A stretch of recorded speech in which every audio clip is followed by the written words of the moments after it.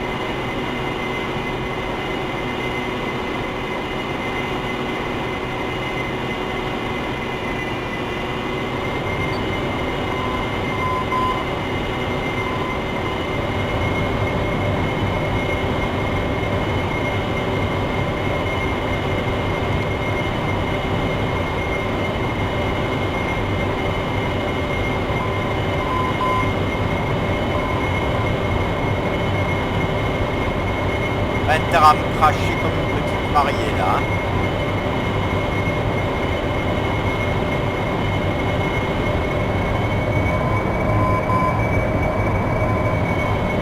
Ah putain merde.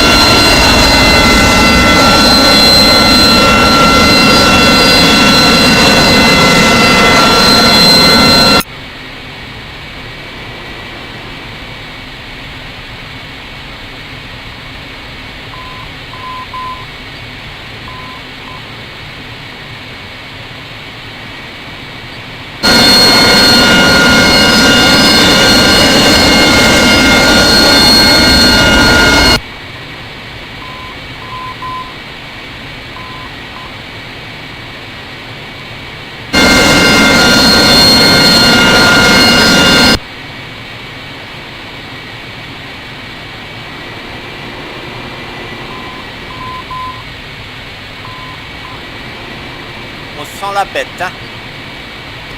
Sacrée bête, ce AV8B arrière. En arrière. Belle bête.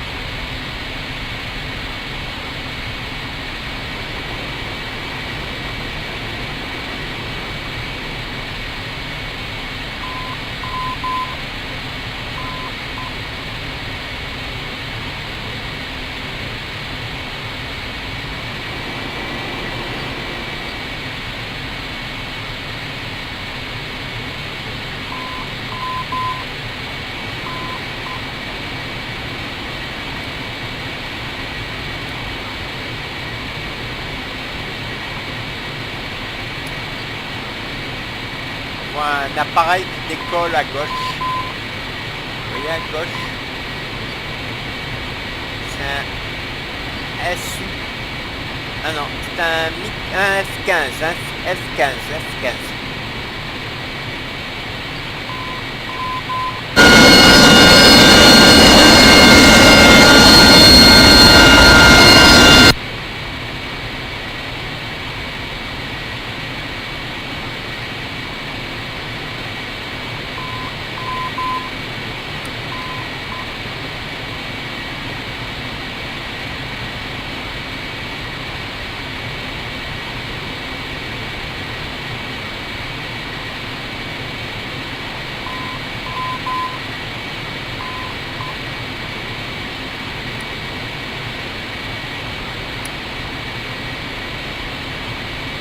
Salut les hélicos. Il y a Mi-8.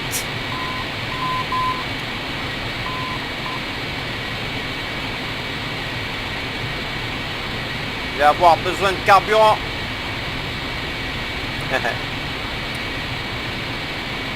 Non, sérieux, j'ai pas besoin de carburant, il m'en reste encore plein.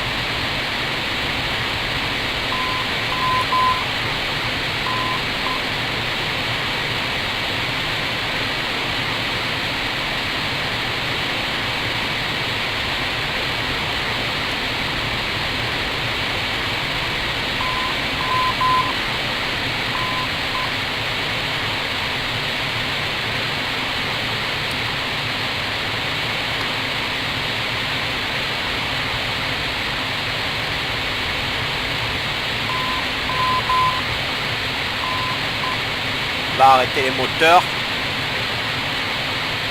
Et puis c'est bon.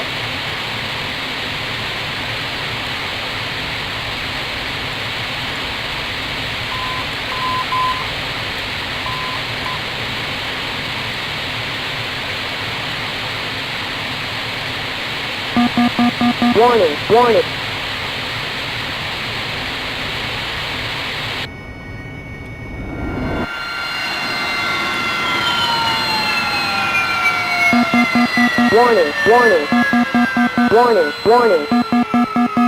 Warning.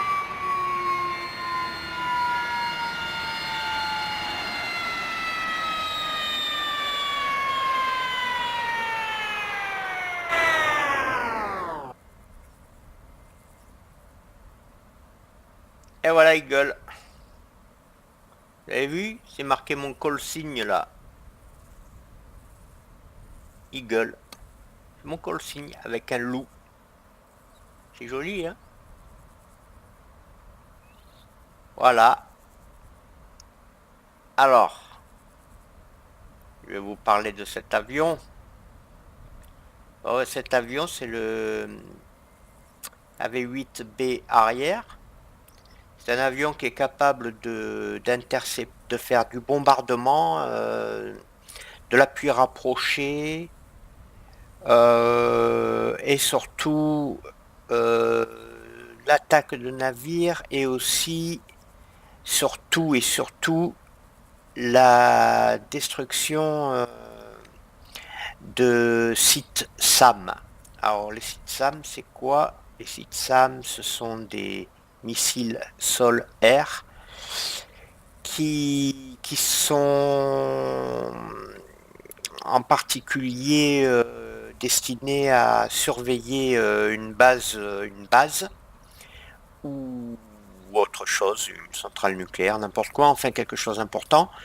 Une base militaire, il surveille une base militaire. Alors de quoi se constitue une batterie de sites SAM? Une batterie de sites SAM, C'est constitué donc de environ 6 à 8 missiles sol-air. C'est constitué aussi d'un radar et d'un centre de commandement. Alors, quelle est leur mission? Leur mission est de lancer ces missiles lorsque un appareil ennemi approche à proximité de leur base, par exemple. Alors, le radar, en fait, lui, dès qu'il y a un appareil ennemi qui approche la base, il le lock et il le suit. Et là, il lance un missile sol-air de façon à le détruire. Alors, qu'est-ce qu'il fait ce AV-8B arrière? Comment il procède? Ce AV-8B arrière, il est capable de détruire des batteries SAM. Alors, comment il procède? Déjà, quand il décolle de sa base d'origine, il monte environ à 20 000 pieds. Ensuite, il descend environ à 15 000 pieds. Et puis ensuite, tant que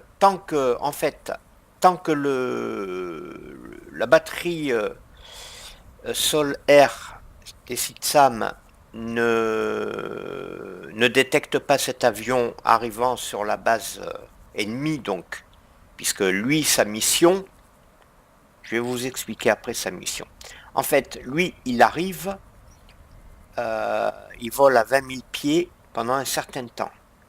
Arrivé à environ 15 000 nautiques, il descend brutalement à 300 pieds, voire des fois 100 pieds. Et là, il vole pendant environ 10 miles nautiques.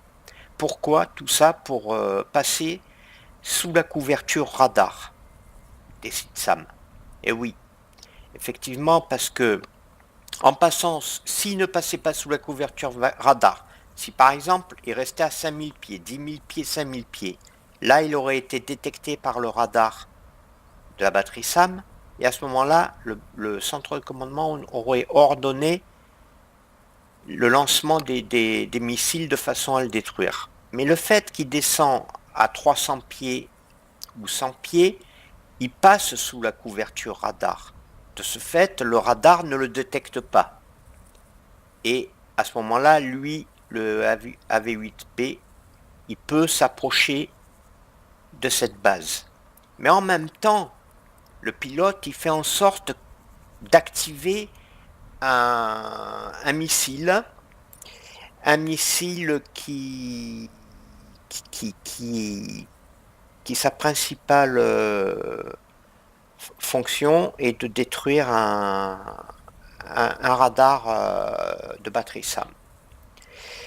Alors, le pilote, pendant qu'il vole à 300 pieds, il accroche la cible parce que il accroche le radar en fait, parce que le radar, lui, le radar ennemi, il génère une fréquence, et ce missile, il capte cette fréquence.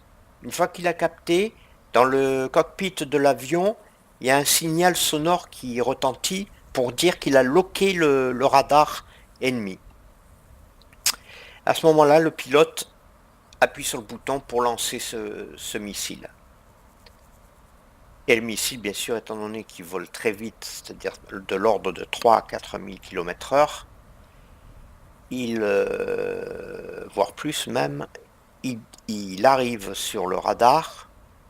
L'avion, lui, il est toujours à 300 pieds, le AV-8, mais le missile aura détruit le radar. Une fois que le missile aura détruit le radar, le pilote le voit sur son écran MFD. À ce moment-là, il reprend de l'altitude brutalement, c'est-à-dire que de 300 pieds, il remonte à 1000 pieds, 2000 pieds, 3000 pieds, 4000 et 5000 pieds, de façon à ce que les batteries anti-aériennes en bas ne le zigouillent pas, bien sûr, parce que s'il vole trop bas, étant donné il était entre 100 et 300 pieds, il aurait été trop bas et de ce fait, les ZSU, qui sont des batteries antiaériennes, l'auraient l'auraient abattu. Après ça, lui, il s'en va, ce AV-8B arrière. Et puis, bien sûr, pourquoi il a fait ça? Il a fait ça pour dégager ce radar avec cette batterie SAM, de façon à ce que les bombardiers qui arrivent derrière lui arrivent tranquillement, de façon à ce qu'ils ne soient pas atteints par ces SAM, quoi. Et oui, parce que le bombardier, s'il n'y avait pas le AV-8B, les bombardiers se seraient fait par contre détruire par les sites SAM. Parce qu'ils ne sont pas équipés de ce fameux missile, et en plus ils n'ont pas le profil pour faire ce genre de mission. Ce sont des missions qui s'appellent les missions SID. L'interception aérienne des chasseurs, c'est des missions CAP ou interception, et le arrière, lui, c'est mission SID. Donc une fois qu'il a détruit cette batterie SAM, les bombardiers comme par exemple un A-10 Warthog arrivent avec d'autres bombardiers et ils commencent à bombarder la base ennemie. Voilà, ils font donc leur job. Voilà ce qu'il est capable de faire, ce AV-8B arrière. Donc, bombardement divers, attaque de navire, parce qu'il a un missile spécifique pour le navire, et attaque de batterie SAM, parce qu'il a un missile spécifique pour attaquer le radar du site SAM. Voilà. Donc je vais finir là. On rentre dans le cockpit. Voilà, je vous aurais présenté ce fameux arrière AV-8B qui est un fabuleux avion capable quand même de voler à 1000 km/h. Pour un bombardier, il est rapide, parce qu'un bombardier, ça va maximum 500 km/h. Lui, il arrive quand même à voler à 1000, même 1100 km/h. Donc c'est vraiment un très très bon avion. Et en plus, j'ai oublié de vous dire qu'en fait, il était capable aussi de voler à la verticale. Alors, il décolle à la verticale et il atterrit à la verticale. Moi, je ne l'ai pas fait là parce que moi, j'aime bien atterrir et décoller normalement comme un avion normal, quoi, classique. Mais surtout que je suis entraîné pour les avions de chasse, les avions de combat, d'interception. Mais j'aime bien aussi ce AV-8B parce que bon, voilà, j'aime bien moi atterrir normalement. Mais il est capable d'atterrir à la verticale et décoller à la verticale. D'ailleurs, c'est aussi un appareil de l'aéronaval. Oui, il faut le savoir, c'est un appareil de l'aéronaval. Et donc, le fait d'être capable d'atterrir verticalement, il peut réduire sa vitesse. Alors, pour atterrir vraiment verticalement, mais à la verticale, c'est-à-dire à 90 degrés, il faut vraiment qu'il ait plus d'armement et plus de carburant. Quasiment, quoi, hein, bien sûr, sinon il tombe. Mais qu'il ait presque plus de carburant. Par contre, s'il a encore des missiles et un peu de carburant, il pourra atterrir à la verticale, mais plus à 90 degrés, mais plutôt à 60 ou 50 degrés. Ce qui est déjà pas mal, parce que il va arriver à une vitesse relativement basse. Là, il faut savoir qu'un avion normal, il atterrit à une vitesse. Bon, je ne vais pas vous parler en KTS ou en E, puisque bon, il n'y a que les pilotes qui parlent de ça, mais sinon, pour traduire, un avion, en général, il atterrit à entre 300 et 350 km/h. Vous voyez? Ouais, 350 km/h. Ça fait beaucoup, hein. Et lui, le fait qu'il arrive à atterrir à la verticale, même s'il il a un peu d'armes et un peu de carburant, et peut atterrir à la verticale à 60 degrés. Ce qui fait que sa vitesse, parce qu'il a des tuyères en fait, et les tuyères s'orientent. C'est pour ça qu'il atterrit à la verticale. Et le fait d'atterrir à 60 degrés, ça lui permet d'atterrir à une vitesse d'environ 180 km/h. Vous voyez? Bon, ça fait vite, hein, 180 km/h, mais pour un avion, c'est pas vite. C'est comme s'il arrivait en vélo, quoi. Et voilà, 180 km/h ou 150 km/h, même 150 km/h, même parfois 120 km/h, ce qui fait que il ponte assez facilement et il arrive pas très vite, alors un autre avion, c'est du 350 km/h. Voilà, c'est vraiment un appareil de l'aéronaval. Il est capable d'être projeté sur n'importe quel théâtre d'opération, puisqu'il décolle d'une base militaire, mais aussi il est capable de décoller d'un porte-avions. Voilà, bon ben je vais pas vous embêter plus avec ce V8B arrière. Je vais terminer la vidéo là et je vous remercie d'avoir regardé cette vidéo. Allez, bye bye tout le monde.